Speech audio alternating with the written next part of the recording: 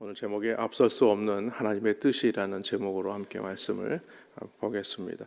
이삭이 나이가 많아서 이제 눈이 어두워지게 되었습니다. 그러니까 앞을 잘 볼 수 없는 그런 상황이 된 것이죠. 대략 그의 나이가 한 137세 정도 됐을 때의 일입니다. 그리고 창세기 35장에 보면 이삭이 하나님의 부름을 받은 나이가 180세이니까 한 대략 137세부터 180세까지 거의 한 40 몇 년 동안 앞을 잘 분간할 수 없는 그런 삶에서 답답한 삶을 살 수밖에 없었다라는 것입니다. 이때 야곱의 나이가 대략 한 77세고요. 이미 에서도 이방 여인과 결혼을 해서 자녀를 둘을 두고 있는 상황이었습니다. 그런데 이러한 어떤 에서의 모습을 보면서 이삭과 리브가의 마음에 근심이 되었습니다. 이렇게 근심을 끼치는 아들이었던 에서에게 이삭이 어느 날 그를 장자의 축복을 하겠다면서 별미를 잡아오라고 하죠. 그런데 문제는 이삭이 장자가 누가 될 것인가 라는 것에 대해서 몰랐느냐? 그렇지 않다는 겁니다. 창세기 25장에 이미 하나님께서 큰 자가 작은 자를 섬기리라 라는 하나님의 약속의 말씀이 있었습니다. 그 약속의 말씀을 이삭이 알고 있음에도 불구하고 오늘 에서에게 장자의 축복을 하려고 하는 것입니다. 왜냐하면 늘 자신이 즐겨 먹는 이 별미를 정성스럽게 해주는 큰아들이 너무 좋았던 것이죠. 그렇게 어떻게든 그 아들에게 좋은 것을 싶은 것이 그 아버지 이삭의 마음이었습니다.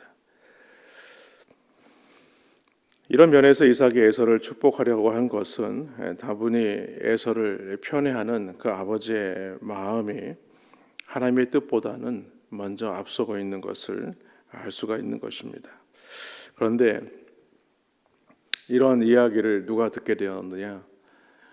리브가, 그의 아내 리브가가 듣게 된 것이죠. 그리고 리브가가 이삭의 에서를 편애하는 만큼 리브가도 야곱을 상당히 편애하고 있었습니다. 아마 리브가는 이삭을 찾아가서 장자의 축복은 하나님께서 이미 야곱에게 정해주신 것이 아니겠습니까? 라고 충분히 말할 수 있었음에도 불구하고 리브가는 그렇게 하지 않았어요. 오히려 야곱과 함께 이삭을 어떻게 합니까? 속이기로 작정하죠. 그래서 장자의 축복을 어떻게 하면 가로챌 수 있을까? 그 작전을 구상하기 시작합니다. 이것이 이 가정의 불행의 시작입니다. 리브가의 계획은 이런 것이었어요. 우선 리브가가 이삭의 입맛을 누구보다도 잘 알고 있었기 때문에 에서가 별미를 준비한 것처럼 리브가가 별미를 준비하고 야곱은 리브가의 계획대로 양털을 야곱의 피부에 에서처럼 만드는 것이었습니다. 근데 오늘 말씀에 보면요, 이삭이 그 아들 에서와 야곱의 목소리를 몰랐을까요? 아무리 눈이 어두워도. 아니, 아버지라고 부르는데 너는 누구냐 이렇게 묻는 거예요. 너는 누구냐? 그러니까 에서가 아닌 거예요. 그리고 그것도 몇 번이나 확인하지 않습니까? 향취를 맡게 되고 만져보기도 하고 목소리를 들었음에도 여러 번. 그러니까 전혀 지금 상황이 아주 안 좋은 상황으로 치닫고 있는 것이죠. 리브가는 아마도 이것이 하나님의 뜻을 이루는 최선의 방법이다. 왜냐하면 이삭이 멈추려고 하지 않기 때문에 이렇게 해서라도 하나님의 뜻을 이루어야 되지 않겠는가라고 생각을 했던 것이죠. 창세기 27장에 보면 야곱은 이 일을 두려워했다라고 얘기합니다. 왜냐하면 그 아버지 이삭을 속이려다가 오히려 발각되어서 저주를 받지는 않을까.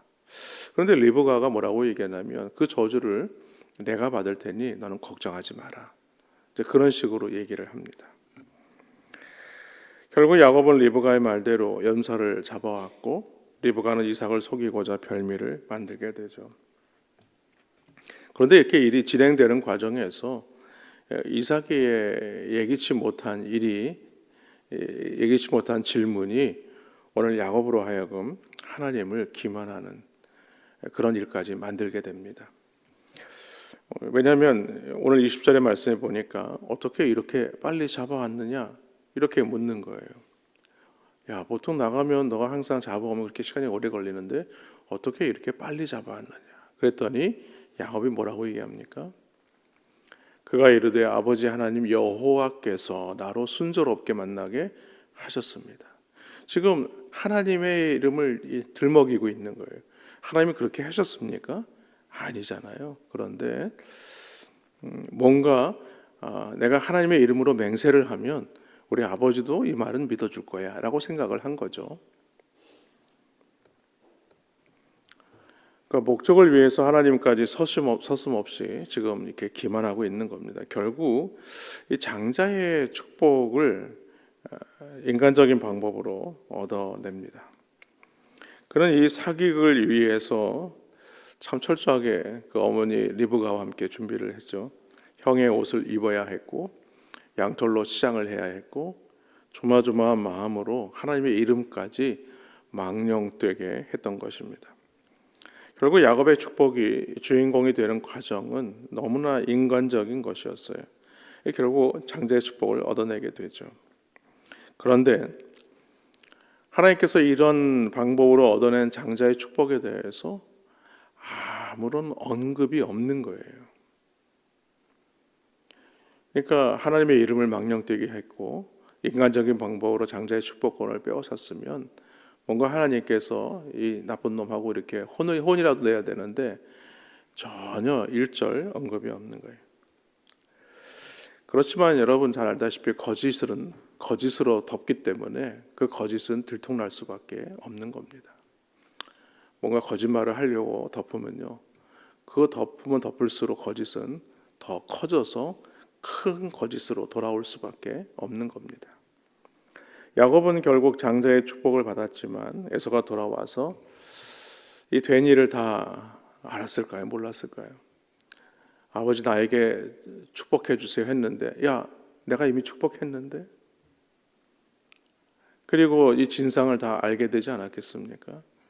아버지 이삭도 화가 났을 거고 에서는 뭐라고 얘기합니까? 내가 야곱을 죽이리라. 그렇게 화가 난 거예요. 물론 야곱은 그것 때문에 많은 세월을 객지에서 고생하며 보내야 했죠. 그 아버지의 집을 떠나서 도망하여서 삼촌 라반의 집으로 가야 하지 않았습니까? 뒷날에 그가 바로 앞에 섰을 때 뭐라고 얘기합니까? 내 인생의 험악한 세월을 살았다. 그 자체부터가 인생의 험악한 세월을 살 수밖에 없었던 그 이유 중에 하나가 오늘 이 가정의 이 불행이었던 것이죠. 사랑하는 성도 여러분, 하나님은 이렇게 실수가 많은 이삭과 리브가를 포기하지 않았어요. 그리고 그들 믿음의 조상으로 세워주셨습니다. 이것은 하나님의 놀라운 은혜입니다. 여러분, 우리가 예수 그리스도를 믿고 구원받은 하나님의 자녀가 된 것은 우리가 무슨 능력이 있거나 무슨 공로가 있거나 하나님 앞에 잘한 것이 있기 때문이 아니라는 거죠. 하나님께서 우리를 선택하셔서 부르셨기 때문입니다. 그렇기 때문에 내가 하나님 앞에 뭔가 잘나고 내가 뭔가 하나님 앞에 의로운 자이고 내가 하나님 앞에 뭔가 내어놓을 수 있는 자이고 이기 때문에 내가 하나님의 자녀가 된 것이 아니에요. 우리는 하나님 앞에 설 때마다 두렵고 떨리는 마음으로 서야 합니다. 우리의 약함을 채울하시고 공의히 여기시는 그 주님의 그 은혜를 놓치지 않고 늘 주님 앞에 설 때마다 나는 아무 공로 없지만 주님의 그 보혈로 말미암아 우리에게 되속의 은혜를 받고 또 하나님의 자녀가 되었습니다. 그런 은혜를 우리가 놓치지 않고 살아가는 것이 바로 그리스도인의 자세입니다. 오늘 야곱을 통해서 하나님께서 그 믿음의 조상으로 세워가신 것은 전적인 하나님의 은혜입니다. 그의 이름대로 발 뒤꿈치를 잡는 자, 그 말도 사실 에서가 다시 한번 확인하지 않습니까? 그의 인생은 남의 등을 치는 자이고 남을 속이는 자이고 어떻게 하면 자기의 이익을 따라서 살아가는 그런 자였다는 거죠. 그럼에도 하나님이 그를 택하셨기 때문에 하나님께서 그로 약속의 조상이 되게 하신 것입니다. 그러므로 우리도 때로는 우리의 연약함을 우리가 잊지 않고 내가 잘나서 하나님 앞에 내가 뭔가 내어놓을 만한 것이 있어서 내가 하나님의 자녀가 된 것이 아니다 라는 사실을 우리가 깨닫고 날마다 하나님의 은혜를 붙들고 믿음으로 서시는 귀한 은혜가 있기를 주님의 이름으로 간절히 축원합니다.